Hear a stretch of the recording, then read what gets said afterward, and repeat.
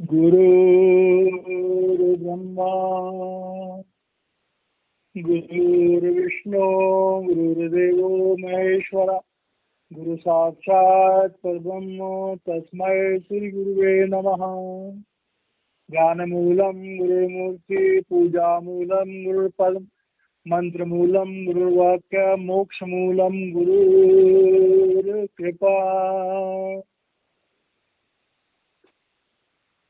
अष्टावक्र गीता। आज हम अष्टावक्र गीता के 15वें अध्याय का छठा सूत्र का स्वाध्याय करेंगे। इस 15वें अध्याय में अष्टावक्र जी राजा जनक को, जो राजा जनक ने अनुभव किए हैं अपनी समाधि अवस्था में, उन अनुभवों के आधार पर जनक को और दोबारा से फिर और गूढ़ तरीके से समझा रहे हैं। अभी समझाने में राजा जनक का जो स्वयं का अनुभव है उसकी पुष्टि हो जाएगी राजा जनक को, और जो उसमें कुछ कमियां रह गई हैं वो जनक को उसमें सुधार हो जाएगा। तो छठवां सूत्र कहता है कि सर्वभूतेषु चात्मनं सर्वभूतानि चात्मनि विज्ञाय निरहंकारी निर्ममस्त्वं सुखी भव। अब अष्टावक्र गीता में श्रोता शिष्य एक ही है, जनक, और जो भी बातें बोली जा रही हैं वो जनक के जीवन के रेफरेंस के हिसाब से बोली जा रही है। अब जनक जो है, अभी जो उसका जीवन है, राजा है, कर्मों का विधान है। अष्टावक्र जी ने ये नहीं कहा कि तुम राजपाट छोड़ करके और गिरवे वस्त्र पहन करके तुम एक कोने में बैठ जाओ। नहीं, उन्होंने कहा अपने जीवन को जियो। और वैसे भी जो संत मत की शिक्षाएं हैं वो हमें सकारात्मक अध्यात्म की बात करती हैं। दो तरह के अध्यात्म होते हैं, एक नकारात्मक अध्यात्म होता है और एक सकारात्मक अध्यात्म होता है। नकारात्मक अध्यात्म है कि मैं घर बार छोड़ के सन्यासी हो जाऊं और फिर प्रभु को याद करूं। सकारात्मक सन्यास कहता है अपने जीवन को जैसे जी रहे हो वैसे ही जियो,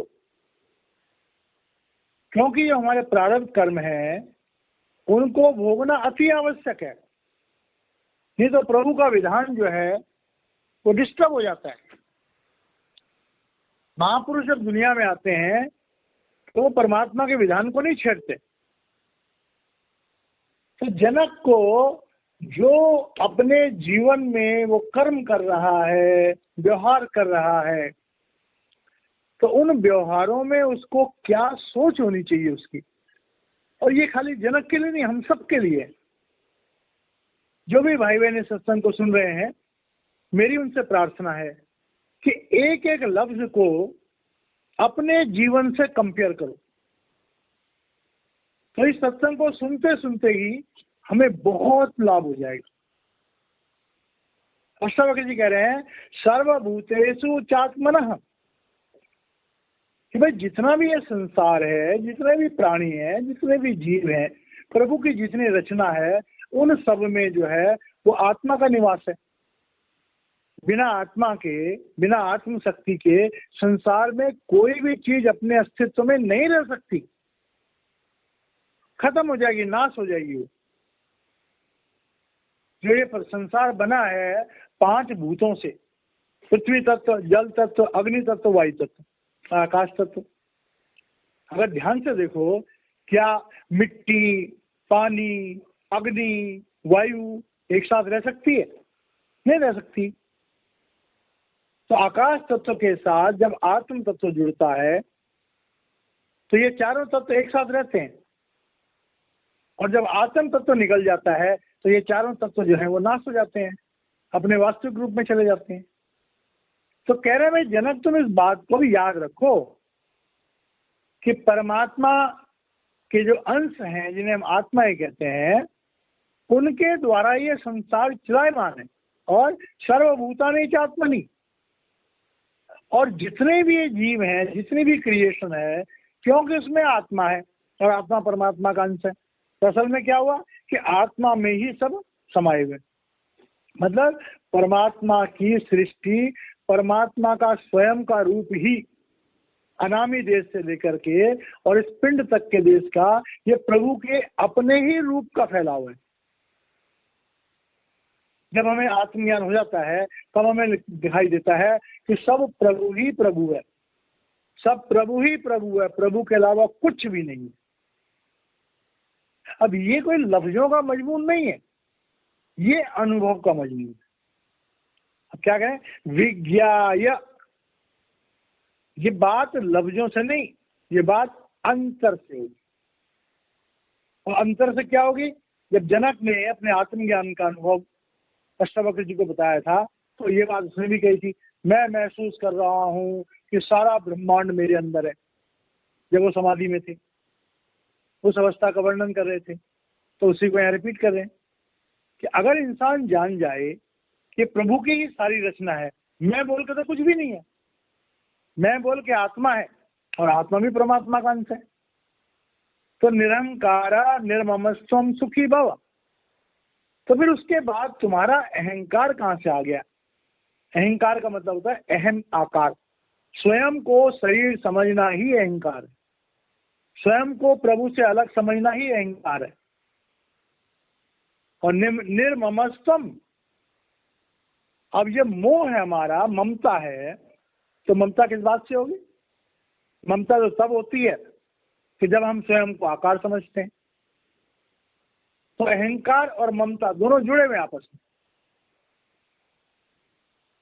तो कह रहे हैं कि जब आत्म तत्व का पता लग गया, पता हो गया कि मैं स्वयं आत्मा हूं, प्रभु का अंश हूं, इस शरीर में विराजमान हूं, तो जब मैं शरीर हूं ही नहीं, मैं इंद्रियां हूं ही नहीं, तो मैं ममता किससे करूं? जब ये शरीर मेरा नहीं तो इस शरीर से जुड़े हुए रिश्तों को मैं कैसे उनके साथ जुड़ सकता हूं? अब ये बात थ्योरेटिकल तो बड़ी अच्छी लगती है, प्रैक्टिकल बड़ी मुश्किल है। प्रैक्टिकल है, हम अपने शरीर को कहें ये शरीर मेरा नहीं, तो भाई शरीर मेरा नहीं, इसको पालना है, पोसना है, नहाना है, धोना है, इसको तंदुरुस्त रखना है।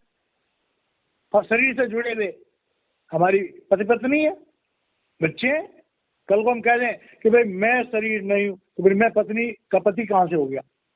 लेकिन अगर हम ऐसा सोचेंगे तो हम जीवन में जी नहीं सकते।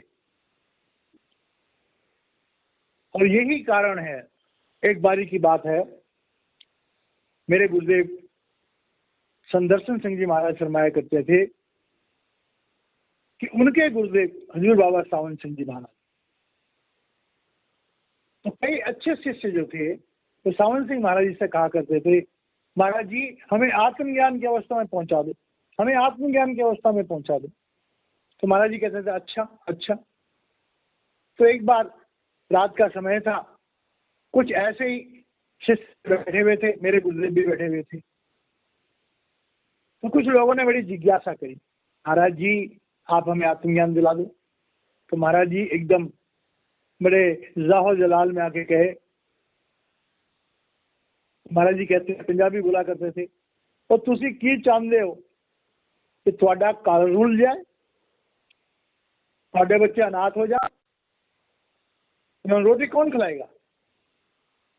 मतलब हुजूर बाबा सावन सिंह महाराज जी कहते हैं कि मेरे प्यारे बच्चों, अगर तुम उस आत्मज्ञान की स्थिति तक पहुंच जाओगे तो तुम जी नहीं पाओगे, उस ज्ञान को तुम बर्दाश्त नहीं कर पाओगे, तुम किसी काम के नहीं रहोगे, तुम निष्क्रिय हो जाओगे, तुम उस मस्ती की हालत में पहुंच जाओगे कि तुम शरीर को भी इस्तेमाल नहीं कर पाओगे, मन को भी इस्तेमाल नहीं कर पाओगे, इंद्रियों को भी इस्तेमाल नहीं कर, बेहोश हो जाओगे तुम। और जो भाई बहन इस रास्ते पे चलते हैं, जिनको गुरुदेव की कृपा होती है, जिनको अंदर की दौलत मिलती है, उनको उनके जीवन में कितनी परेशानियां आती हैं।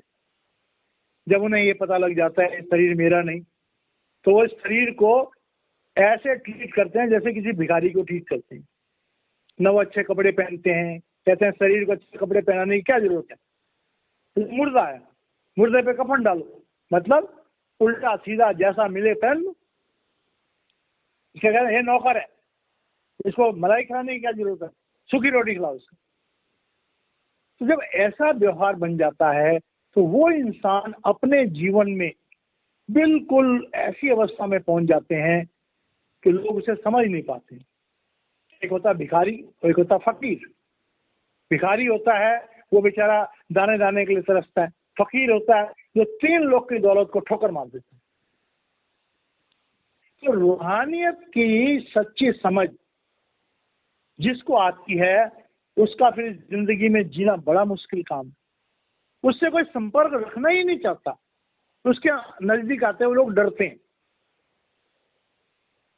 ऐसे एक महात्मा जी को, एक बाबा जी को मैं भी जानता हूं कि जिन्होंने अपना पूरा जीवन प्रभु प्रेम और सत्संगों के लिए लगा दिया। उनके पास आने वाले सैकड़ों लोग हैं, हजारों लोग हैं, लेकिन उनकी नजदीकी कोई बर्दाश्त नहीं कर सकता। चंद मिनटों, चंद घंटों से ज्यादा कोई उनके साथ रह नहीं पाता है, लोग डरते हैं आते हुए। कारण क्या है? क्योंकि यहाँ आत्म शक्ति प्रकट हो जाती है, वहां पर जो दुनिया के दीवाने होते हैं वो अंदर से डरते हैं, उनके नजदीक नहीं जा पाते। तो जनक को इस बात को बता रहे हैं, जनक तुम उस आत्मज्ञान की झलक तुम्हारे जिस्म से महसूस होनी चाहिए, तुम्हारे एक्शन से महसूस होनी चाहिए। वो तभी होगा जब तुम अपनी आत्म शक्ति को उजागर करोगे और इस बात को आंतरिक रूप से महसूस करोगे, शब्दों से नहीं, आंतरिक रूप से महसूस करोगे। अब जब इस बात को आंतरिक रूप से महसूस करोगे तो 7वें सूत्र में क्या कहते हैं? विश्वम स्फुरति यत्रेदम तरंगाय सागरे तत्वमेव न संदेशिन मूर्ते विज्वरो भव। अब क्या कह रहे हैं कि भाई संसार में हम देखते हैं कि समुद्र होता है और समुद्र में तरंगें उठती हैं, और समुद्र की तरंगें जो हैं वो कितनी विशाल होती हैं, बड़ी ऊंची ऊंची तरंगें जाती हैं, और वो तरंगें जाकर के और फिर वापस आकर के वो वापस में समुद्र में समा जाती हैं। अब यहाँ पर तरंगों का जिक्र क्यों किया? हम मनुष्य हैं, हमारे संतःकरण रूपी समुद्र में हजारों लाखों बातें स्टोर है। हर इंसान अपने जीवन से लगाए, हम बैठे हैं, देखने में बड़े शांत हैं, हमारे अंदर तरंगे उठ रही हैं। हम 2 मिनट में अपने बचपन में पहुंच गए कि हम बचपन में क्या किया करते थे। कोई इंसान अमेरिका गया, 2 मिनट में अमेरिका पहुंच गए, और अमेरिका में हमने क्या किया था। कई बार तो घंटों हम अपनी पुरानी बातों में लीन हो जाते हैं। तो जीवन के हमारे अच्छे बुरे अनुभव जो भी होते हैं, जो हमारे अंतःकरण में स्टोर हैं, हमारे अंदर लहरें उठ रही, कभी काम रूपी लहरें उठ रही होती हैं, कभी मोह रूपी लहरें उठ रही होती हैं, कभी क्रोध रूपी लहरें उठ रही होती हैं, काम क्रोध लोभ में अहंकार की लहरें उठ रही होती हैं, और थोड़ी देर में वो शांत हो जाती हैं। तो कह रहे हैं जैसे बाहर के समुद्र में इतनी जोर ऊंची ऊंची तरंगें उठती हैं अलग अलग रूपों में, और फिर शांत हो जाती हैं। तो ऐसे ही इंसान के अंतःकरण में जो तरंगें उठती हैं, और खासकर तब तरंगें ज्यादा उठती हैं कि जब हम उनको रोकने की कोशिश करते हैं। जनक के मन की अवस्था को देखते हुए, क्योंकि जनक अपने जीवन में उसने भोगे होंगे, ऐश करी होगी, अब जब उन पे कंट्रोल लगाने की बात आ रही है तो जनक के अंतःकरण में वो बातें उछल रही हैं, और अंतःकरण में उन बातों को, उनके उछलने के भाव को अष्टावक्र जी जानते हैं। अब कह रहे हैं तत् त्वम एव न संदेह। अब कह रहे हैं ये जो समुद्र की एग्जाम्पल दी गई है, ये तुम्हारे अंदर हो रहा है।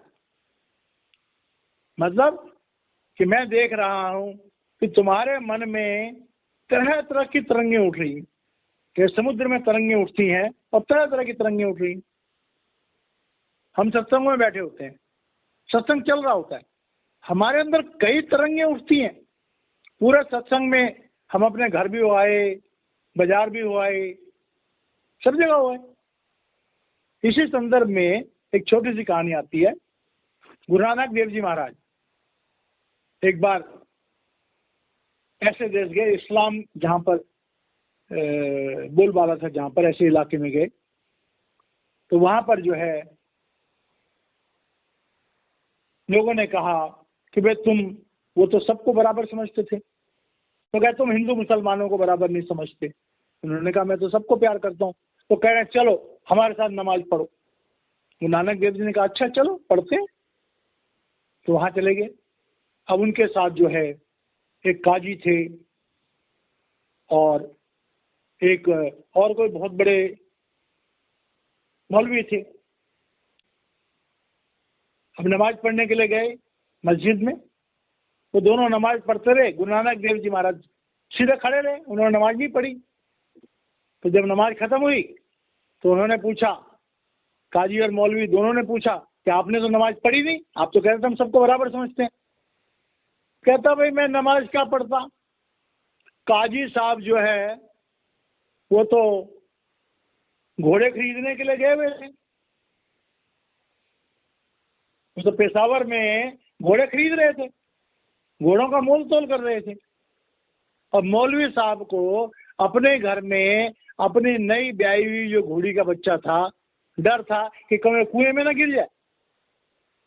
तो सारी नमाज पढ़ते समय एक को अपने घोड़ी की बच्चे की फिक्र थी और दूसरा जो है वो अपने घोड़ों का सौदा कर रहे थे नमाज पढ़ते पढ़ते।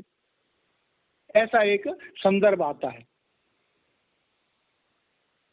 तो इस तरह से ये बात समझ में आती है कि जब हम सत्संगों में भी बैठे होते हैं, जब हम घर में भजन सिमरन भी कर रहे होते हैं, तो हमारे मन में पता नहीं विचारों की झड़ी लग जाती है।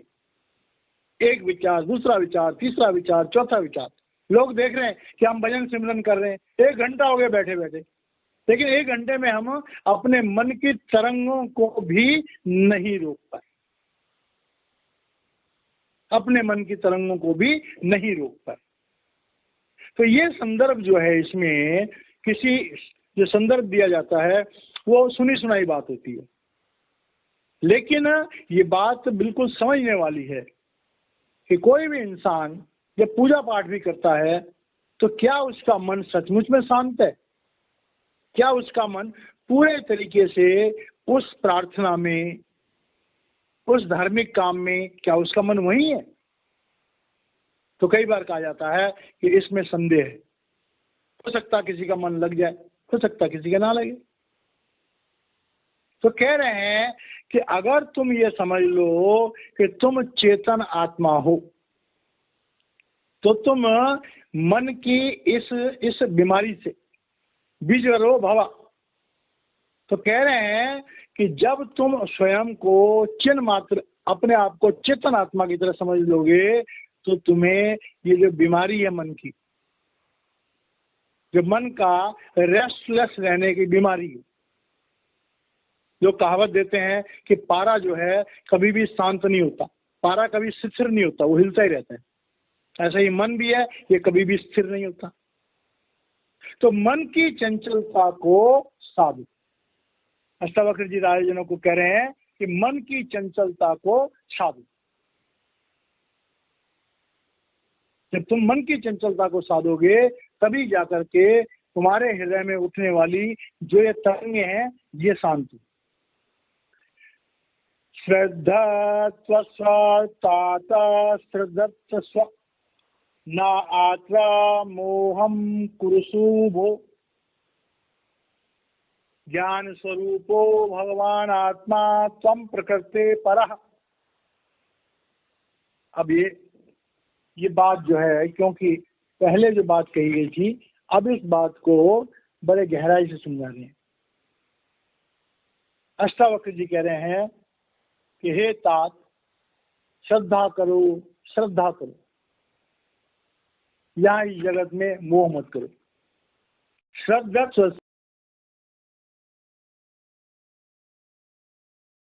अब यहाँ पर एक तरह से उन्हें पुत्र कह करके और संबोधित कर रहे। गुरु जो है जब ज्ञान देता है तो इसमें उम्र का कोई मतलब नहीं है। ज्ञान देने वाला पिता तुल्य है, ज्ञान लेने वाला पुत्र तुल्य है। तो कह रहे हैं श्रद्धा जो है वो हमारे जीवन में बहुत जरूरी है। और श्रद्धा किससे करनी है? परमात्मा से। परमात्मा को हमने देखा नहीं, परमात्मा का नुमाइंदा कौन है? हमारा गुरु। गुरु कौन? जो परमात्मा को जानता हो, जो हमें परमात्मा का ज्ञान दे सकता हो। तो जो गुरु हमें परमात्मा का ज्ञान दे सकता है ऐसे गुरु के लिए हमें श्रद्धावान होना चाहिए।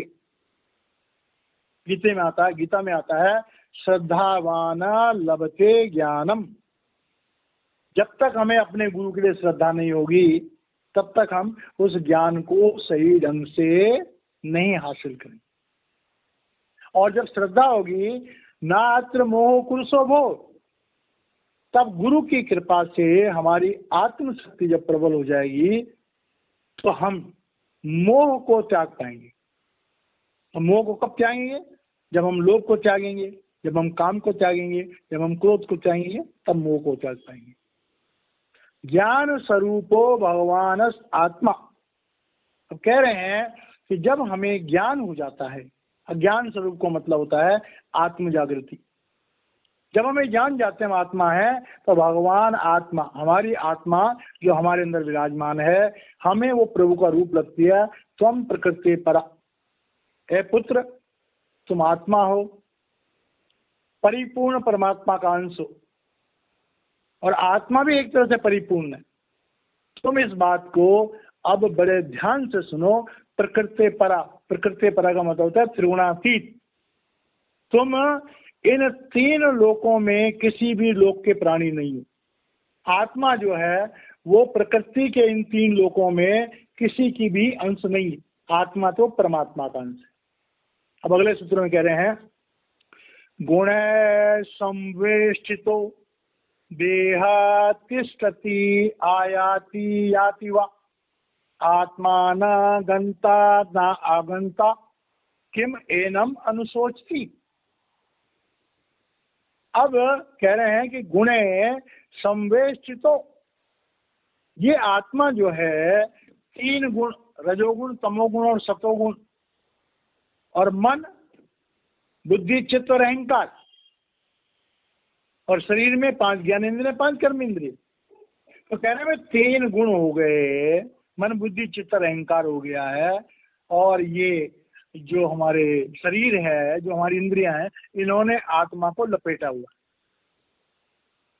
आत्मा को फंसाया हुआ है। देह तिष्ठति आयाति याति वा, और जो आत्मा है वो इस शरीर में कैद है। शक्ति आत्मा की है, लेकिन हम देखते हैं हमारा शरीर बैठ रहा है, हमारा शरीर उठ रहा है, हमारा शरीर आ रहा है, हमारा शरीर जा रहा है। तो कह रहे हैं शरीर की एक्टिविटीज को हम महसूस कर सकते हैं। कह रहे हैं तुम देखो ध्यान से, तुम्हारा हाथ हिल रहा है, तुम देख रहे हो कि तुम्हारी चेतन सत्ता जो है आज्ञा चक्र से तुम्हारे हाथ पर जा रही है, तब तुम्हारा हाथ हिल रहा है। जब तुम्हारी चेतन सत्ता पैरों में जाती है तो पैर हिलता है। चेतन सत्ता शरीर में पूरी तरह निष्ठ होती है तो हम बैठ पाते हैं, उठ पाते हैं। तो इस शरीर को चलाने वाली जो है वो आत्मा की चेतन सत्ता है। तुम इसको देखो, देखने वाले बनो। मतलब आत्मा को अलग करके और शरीर को अलग करके तुम इस चीज का निरीक्षण करो, आत्मा न गंता ना गंता। ये शरीर जो चल रहा है, फिर रहा है, दौड़ रहा है, अरे आत्मा तो अपने आज्ञा चक्र पर स्थित है, तो वहीं से अपनी तरंगे भेज रही है। और आत्मा जो है वो शरीर में तो नाम मात्र के लिए, असल में तो आत्मा परमात्मा के साथ जुड़ी है। तो कह रही है आत्मा है, ये ना आती है ना जाती है, ये तो कर्मों के विधान से जो है, ये जो काल का प्रपंच है प्रकृति के साथ जुड़ करके, प्रकृति के साथ जुड़ करके ममे वांसो जीव लोके जीव भूतम सनातनम मनः षष्ठानि इंद्रियाणि प्रकृति स्थानी कसति। इस प्रकृति के आकर्षण में फंसी हुई आत्मा जो है ये संसार में शरीर के रूप में चलते फिरते नजर आ रही है। तो कह रहे हैं किम एनम अनुशोचसी, तो कह रहे हैं भाई तुम्हें इस शरीर के बारे में क्या विचार करने की आवश्यकता है, क्या सोच करने की आवश्यकता है। अब इसका आंतरिक मतलब क्या हुआ, हम देखते हैं कोई भी इंसान है, किसी भी जाति का, किसी भी धर्म का, किसी भी मत का, वो अपने शरीर को बहुत महत्व देता है, अच्छे से अच्छा खाना खिलाता है, बढ़िया से बढ़िया कपड़े पहनाता है, इसकी देखभाल करता है, इसको तंदुरुस्त रखता है, इसको सुंदर रखता है। लेकिन क्या वो इसको बूढ़ा होने से बचा सकता है? क्या वो मृत्यु से बचा सकता है इस शरीर को? नहीं।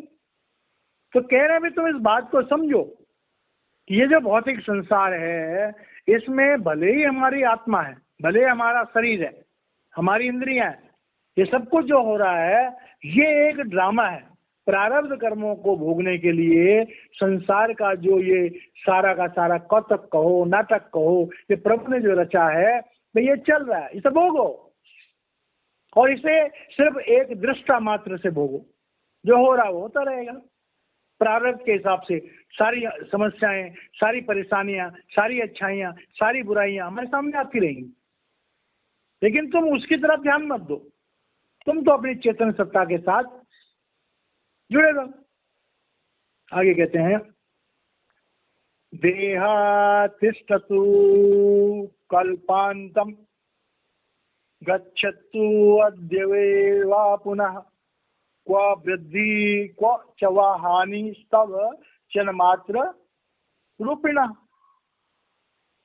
कह रहे हैं कि देह तिष्ठतु कल्पांतम। अब कल्प कहते हैं हजारों युगों का एक कल्प होता है। अब कह रहे हैं ये शरीर अगर हजारों युगों तक भी, अगर ये शरीर हजारों युगों तक भी जिंदा रहे और चाहे ये अभी नष्ट हो जाए, तो ये आत्मा को क्या फर्क पड़ता है?